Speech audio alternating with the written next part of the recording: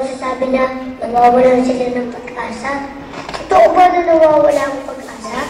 Santino, walang pagsubok na dumarating sa isang tao na hindi niya kayang lampasan.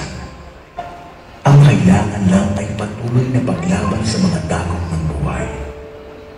Habang may buhay, may pag-asa.